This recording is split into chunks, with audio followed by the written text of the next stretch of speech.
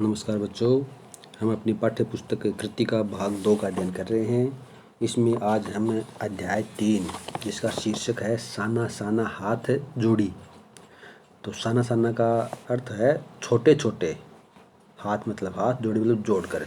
तो छोटे छोटे हाथ जोड़कर, ये सिक्किमी भाषा की एक लोक कविता है। तो उसका कुछ शब्द यहाँ शीर्षक के रूप में काम में लिए गए हैं। यह एक यात्रा वृत्तांत है। यात्रा पर गई हुई है लेखिका मधु काकरिया। तो उस यात्रा पर लेखिका ने क्या क्या देखा और क्या क्या महसूस किया, उसको शब्दों के जरिए, शब्दों के द्वारा हमारे सामने प्रस्तुत किया है। तो कहीं यात्रा का वृत्तांत लिखते हैं तो वह हिंदी साहित्य की यात्रा वृत्तांत विधा में शामिल किया जाता है। अब थोड़ा हम लेखिका के बारे में देख लेते हैं। मधु काकरिया वैसे परीक्षा की दृष्टि से महत्वपूर्ण नहीं है कि इनका जीवन परिचय दीजिए। इसमें से जो है पाठ्यपुस्तक है कृतिका, इसमें से लेखक या लेखिका का परिचय नहीं आता है, लेकिन थोड़ा इनके बारे में जान लेना अच्छा रहता है। मधु काकरिया का जन्म सन 1957 में कोलकाता में हुआ। उन्होंने कोलकाता विश्वविद्यालय से अर्थशास्त्र से MA किया, साथ ही कंप्यूटर एप्लीकेशन में डिप्लोमा भी। इनकी प्रमुख रचनाएं हैं पत्ताखोर, ये उपन्यास है, सलाम आखिरी, खुले गगन के लाल सितारे, बीतते हुए, अंत में यीशु, ये इनके कहानी संग्रह हैं। इन्होंने कई सुंदर यात्रा वृत्तांत भी लिखे हैं। मधु काकरिया की रचनाओं में विचार और संवेदना की नवीनता मिलती है। समाज में व्याप्त अनेक ज्वलंत समस्याएं जैसे अपसंस्कृति, महानगर की घुटन और असुरक्षा के बीच युवाओं में बढ़ती नशे की आदत, लाल बत्ती इलाकों की पीड़ा आदि इनकी रचनाओं के विषय रहे हैं। तो ये थोड़ा लेखिका के बारे में है। अब थोड़ा ये साना साना हाथ जोड़ी, ये जो यात्रा वृत्तांत है, इसका मूल भाव क्या है, थोड़ा ये पढ़ लेते हैं। तो लेखिका ने महानगरों की भाव शून्यता, भागम भाग और यंत्रवत जीवन की ऊब मधु जी को दूर दूर की यात्राओं की ओर ले जाती है, और इन्हीं यात्राओं के अनुभवों को उन्होंने अपनी यात्रा वृत्तांत में शब्दबद्ध किया है। साना साना हाथ जोड़ी में पूर्वोत्तर भारत के सिक्किम राज्य की राजधानी गतोंग, जिसे हम गंगटोक भी बोलते हैं, और उसके हिमालय की यात्रा का वर्णन है। हिमालय के अनंत सौंदर्य का ऐसा अद्भुत और काव्यात्मक वर्णन लेखिका ने किया है कि मानो हिमालय का पल पल परिवर्तित सौंदर्य हम स्वयं अपनी आंखों से निहार रहे हों। देखो, एक यात्रा वृत्तांत की सबसे बड़ी विशेषता यह है कि उस यात्रा वृत्तांत को पढ़ करके पाठक के मन में ये प्रतीत हो जैसे वह स्वयं उस दृश्यों को देख रहा है।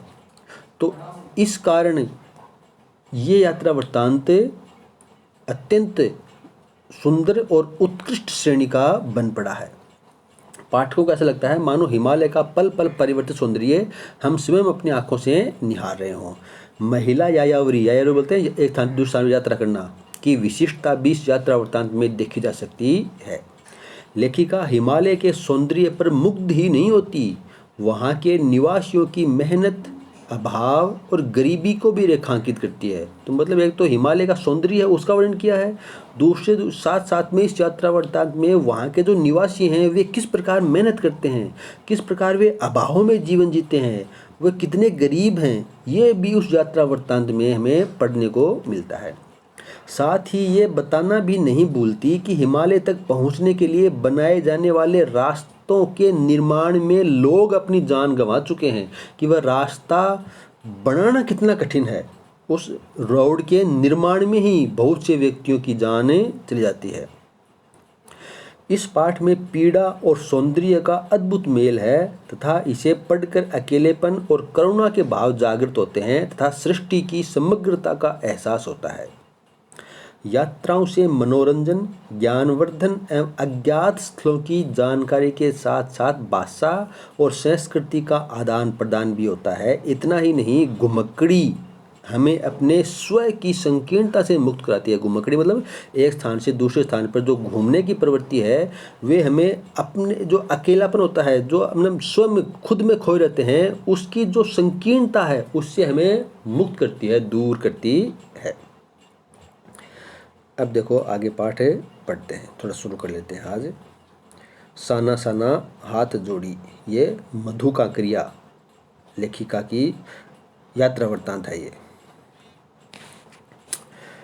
मैंने हैरान होकर देखा, आसमान जैसे उल्टा पड़ा था और सारे तारे बिखर कर नीचे टिमटिमा रहे थे।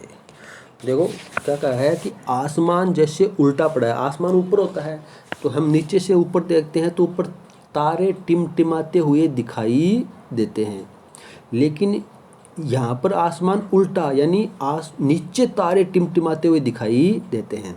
अब आपने कहीं पर यात्रा वृत्तांत नहीं किया हो तो यह आपको बड़ा अजीब सा दृश्य होगा, महसूस होगा कि नीचे तारे कैसे हो सकते हैं। लेकिन एक थोड़ा कल्पना करो कि आप किसी ऊंचे पहाड़ पर चढ़े हुए हो, वहाँ के यात्रा कर रहे हो, ऊंचे पहाड़ की यात्रा पर हो, और उसके नीचे बहुत नीचे दूर, या फिर नीचे मान लो कि आजू बाजू में कोई शहर, कोई कस्बा हो, तो उस कस्बे की आपको जो बिजली की रोशनी है, जो लाइट है, वह किस प्रकार की टिमटिमाती हुई दिखाई देगी।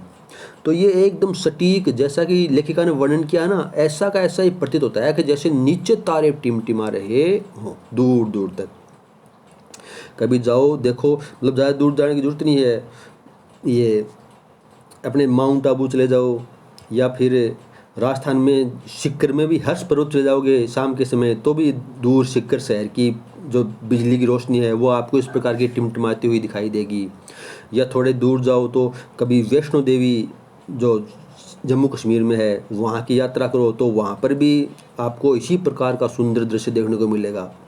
ऊपर पहाड़ पर जाओगे तो नीचे 15-15, 20-20 किलोमीटर दूर के सारे जो कस्बे हैं, जो शहर हैं, वे सारे दिखाई देते हैं, और रात के समय में उनकी रोशनी वैसी की वैसी तारों के समान टिमटिमाती हुई प्रतीत होती है।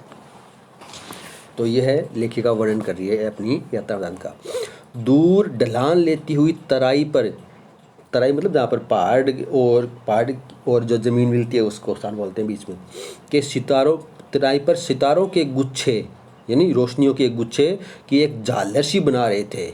क्या था वह रात में जगमगाता गंगटोक शहर था, सिक्किम की राजधानी।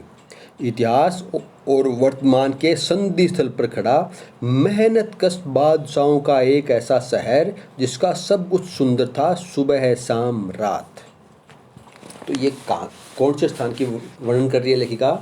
ये सिक्किम की राजधानी गंगटोक, जिसे गंगटोक या गतोंग कहते हैं, आगे गतोंग भी कहेगी लेखिका, तो उस स्थान का वर्णन कर रही है। तो एक पहाड़ी ऊंची पर है और नीचे पूरा शहर लेखिका को तारों की भांति टिमटिमाता हुआ प्रतीत होता है। यहाँ पर एक और देखो, यहाँ इस शहर को क्या कहा गया है? मेहनत कश बादशाहों का शहर।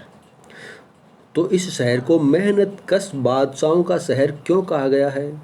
देखो, गतोंग शहर या गंगटोक शहर के जो निवासी हैं बड़े मेहनती हैं, पहाड़ के ऊपर बसे हुए हैं, ऊंची नीची ज़मीन है तो बहुत मेहनत करनी पड़ती है, लेकिन अपना जीवन बादशाहों की तरह जीते हैं, इसलिए वहाँ के निवासियों को मेहनत कश बादशाहों का शहर कहा गया है। बहुत मेहनत करते हैं, कठोर परिश्रम, कठिन मेहनत करते हैं, तो मेहनत कश हैं, मेहनत करने वाले हैं, परिश्रम करने वाले हैं, लेकिन खुश रहते हैं, जीवन बादशाहों की तरह जीते हैं, इसलिए उसको मेहनत कश बादशाहों का शहर कहा गया है। ये प्रश्न पूछ सकते हैं छोटा कि गंगटोक को मेहनत कश बादशाहों का शहर क्यों कहा गया है। तो अब आपको पता चल गया है कि उनको मेहनत कश बादशाहों का शहर क्यों कहा गया है।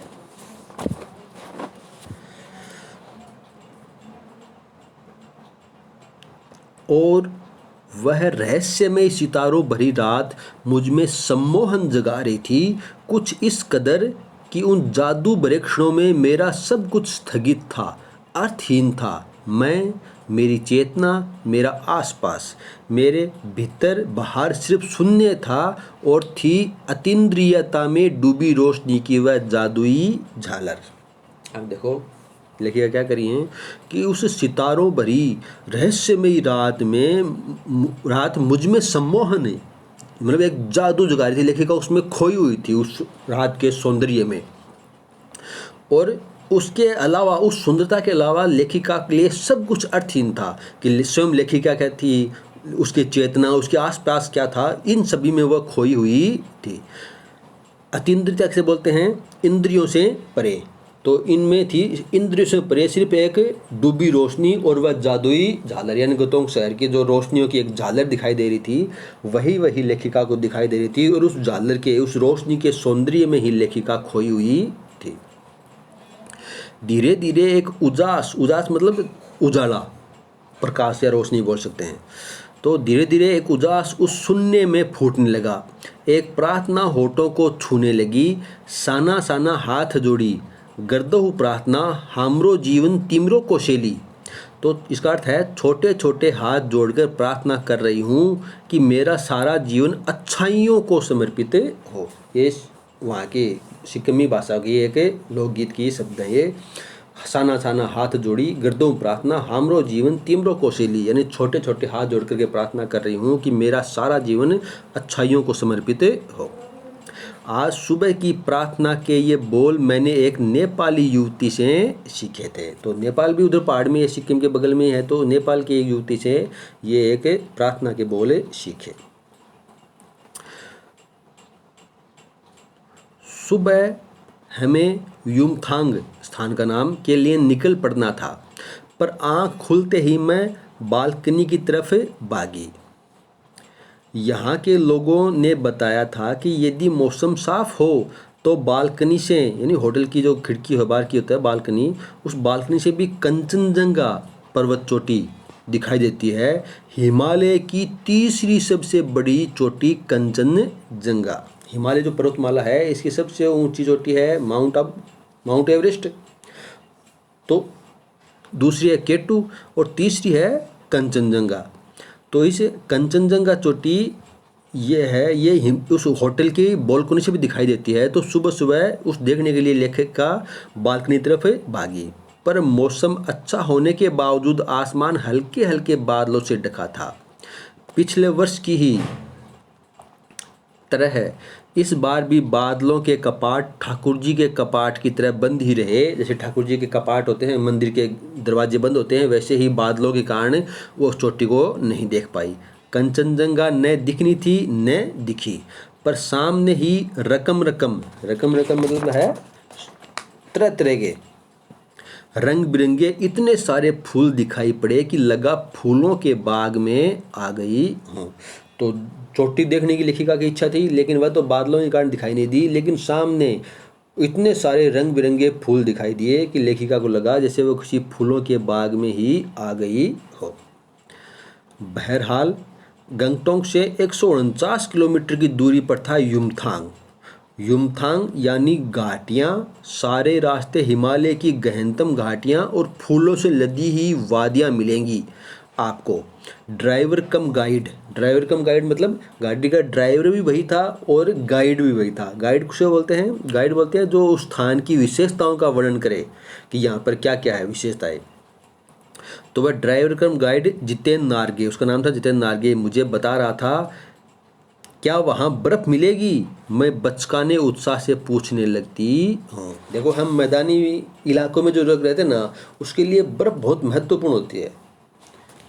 तो जो मैदानी इलाकों में रहने वाले व्यक्ति हैं वो यदि मनाली, ये देहरादून, मसूरी, तो यहाँ की यात्रा करते हैं तो वे विशेष तौर से बर्फ़ देखने के लिए, बर्फ़ पर घूमने के लिए ही यात्रा करते हैं।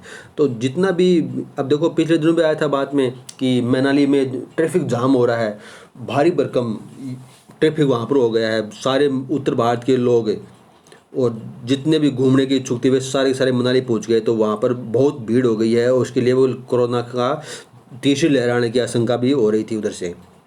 तो उसके लिए भी प्रधानमंत्री मोदी जी ने कहा कि इतने यात्रा करना अच्छी बात नहीं है, अब कोरोना के गाइडलाइन का पूरा पालन करो।